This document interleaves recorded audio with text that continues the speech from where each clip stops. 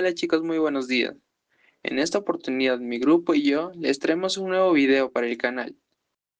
Esta vez explicando un poco más sobre la historia y la naturaleza de la producción de los rayos X.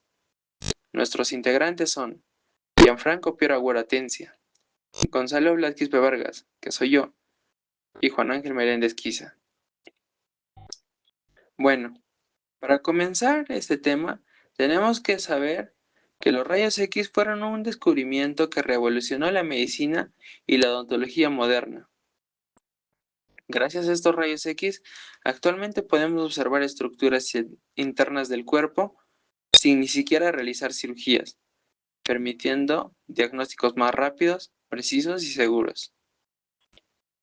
Para comenzar, debemos remontarnos al año 1895, donde un físico alemán llamado Wilhelm Conrad Röntgen realizaba experimentos en su laboratorio, utilizando tubos de rayos catódicos. Mientras trabajaba, observó algo muy extraño. Una pantalla recubierta con platinocianuro de bario comenzó a emitir fluorescencia, es decir, este comenzó a brillar. Esto incluso cuando el tubo estaba completamente cubierto. Esto llamó mucho su atención, porque significaba que existía una radiación desconocida capaz de atravesar ciertos materiales. Röntgen quedó tan sorprendido por este fenómeno que decidió encerrarse durante aproximadamente 7 semanas en su laboratorio para investigar qué estaba ocurriendo.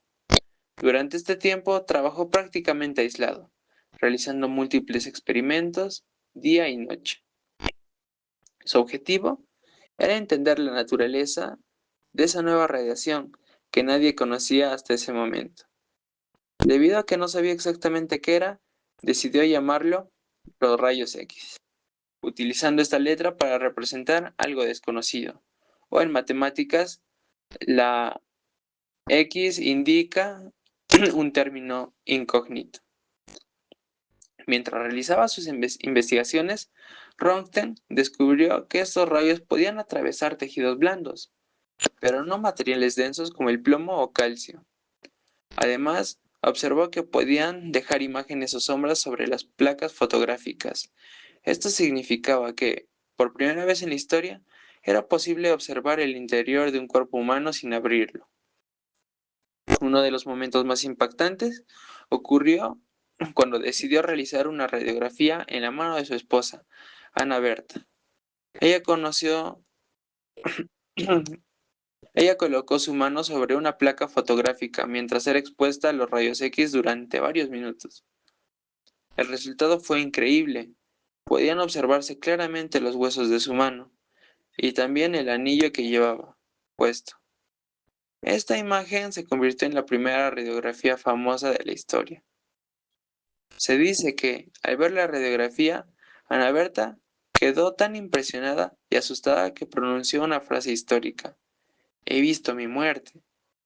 Esto ocurrió porque era la primera vez que una persona veía el interior de su propio cuerpo, algo totalmente inimaginable para esa época. Este acontecimiento causó un enorme impacto científico y social, ya que demostraba el enorme potencial de los rayos X para la medicina. Después de 7 semanas de investigación, Röntgen decidió presentar públicamente su descubrimiento ante la Sociedad Física de Würzburg. La noticia se expandió rápidamente en el mundo, y en poco tiempo los rayos X comenzaron a utilizarse en hospitales para identificar fracturas, lesiones y enfermedades internas. Así nació la radiología moderna. Bueno, ahora para entender tenemos que hablar sobre los rayos catódicos. Los rayos catódicos son corrientes de electrones que se originan en un polo negativo, este llamado cátodo, y viajan hacia el polo positivo, llamado ánodo. Cuando estos electrones chocan con gran velocidad contra el ánodo, liberan una enorme cantidad de energía. Parte de esa energía se transforma en los rayos X. Otro aspecto muy importante es la interacción de los rayos X con los materiales. Los rayos X atraviesan fácilmente los tejidos blandos, como músculos o piel, pero son absorbidos por estructuras más densas como los huesos, dientes o metales. Por ejemplo, el plomo se utiliza como protección radiológica porque bloquea gran parte de la radiación. Por otro lado, los rayos X producen efectos sobre las placas fotográficas. Cuando la radiación impacta la placa, ésta se oscurece, dependiendo de la cantidad de rayos recibidos. Esto permitió obtener las primeras imágenes internas del cuerpo humano y posteriormente desarrollar la radiología moderna y los sistemas digitales actuales. También es importante mencionar algunos aportes científicos, por ejemplo, el aporte de Nikola Tesla, que fue uno de los primeros en advertir sobre los riesgos de la exposición excesiva a los rayos X. Él observó daños en la piel e irritación ocular tras experimentar con radiación. Gracias a estas observaciones, comenzaron a desarrollarse medidas de protección radiológica. Por otro lado, también cabe recalcar que podemos reconocer a Albert von Kolliker, ya que propuso llamar a esta radiación rayos Röntgen, en honor a su descubridor, aunque mundialmente este se popularizó más con el término de los rayos X. En muchos lugares todavía se utiliza el nombre de Röntgen para reconocer su aporte científico. A continuación, los dejo con mi siguiente compañero. Bueno, continuando con la exposición, comenzaré hablando acerca de una de las mentes más brillantes de la historia, el cual vendría siendo Thomas Edison. Este desempeñó lo que vendría siendo un papel crucial en la evolución de la radiología. Aunque a menudo lo vamos a asociar con la bombilla, Edison fue fundamental para desarrollar lo que vendría siendo el fluoroscopio. A diferencia de las primeras radiografías estáticas, este dispositivo lo que hacía era permitir observar lo que vendrían siendo imágenes en tiempo real, marcando lo que vendría siendo un antes y un después en el mundo de la medicina. Edison no se detuvo solo ahí, sino que se dedicó a perfeccionar la pantalla fluorescente, logrando que fuera mucho más brillante. Esto no era solo una mejora técnica, sino que también era una necesidad clínica, ya que permitía a los médicos realizar diagnósticos mucho más precisos y claros. Gracias a su ingenio, el uso de los rayos X pasó de ser un experimento de laboratorio a una herramienta práctica y cotidiana en los hospitales. Como vemos en la nota de la diapositiva, su mayor aporte fue permitir que los doctores vieran el cuerpo humano en vivo, observando lo que son estructuras internas en movimiento y no solo capturadas en una placa fija.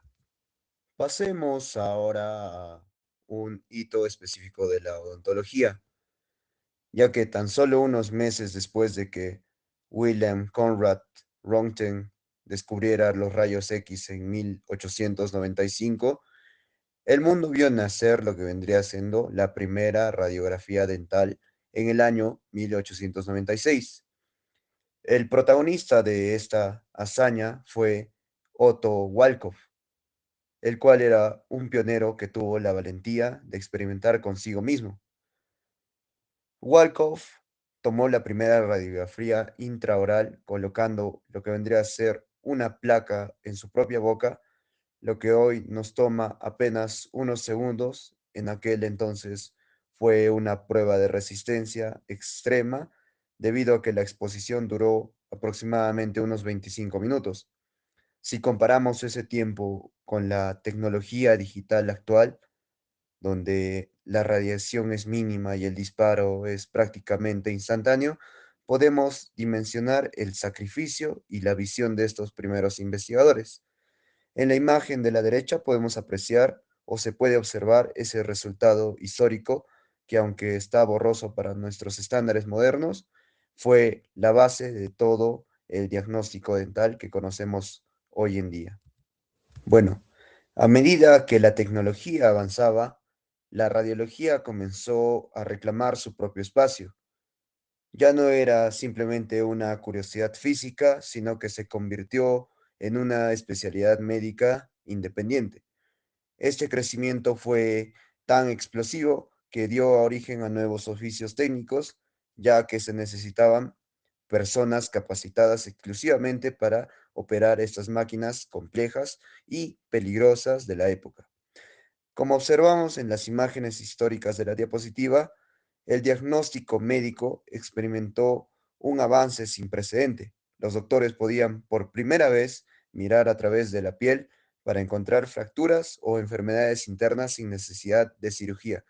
Sin embargo, este rápido avance también implicaba un proceso de aprendizaje empírico y la radiología llegó a ganar un lugar en la ciencia médica, no solo por su utilidad, sino por la capacidad de estandarizar procesos que antes eran pura adivinación, lo cual transformaba la medicina moderna en una disciplina mucho más exacta y visual. Lamentablemente, el camino del progreso tuvo un costo humano muy alto, debido a que en los primeros años no se conocían los peligros de la radiación ionizante, lo que llevó a graves efectos colaterales.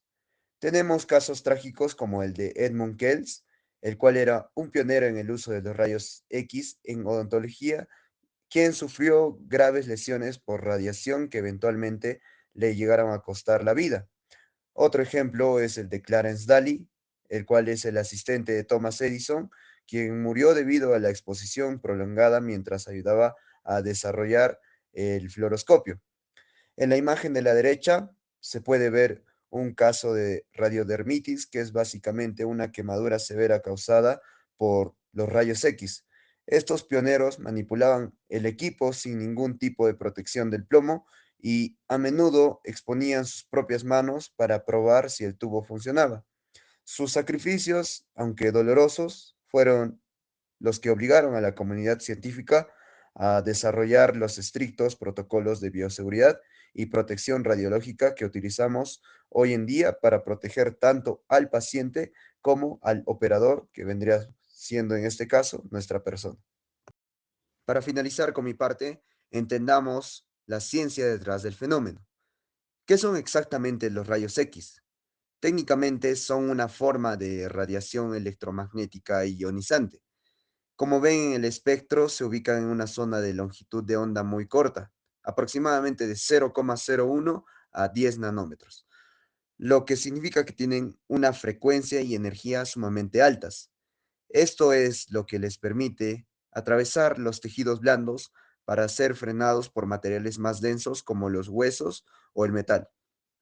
El proceso físico ocurre cuando los electrones impactan contra un blanco de tuxteno.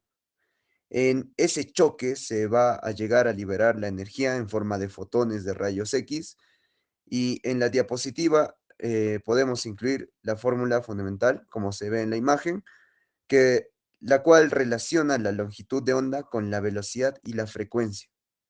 En la odontología vamos a aprovechar precisamente ese poder de penetración diferencial para generar sombras y luces en las placas, lo cual va a permitir detectar desde una caries oculta hasta problemas en el tejido óseo.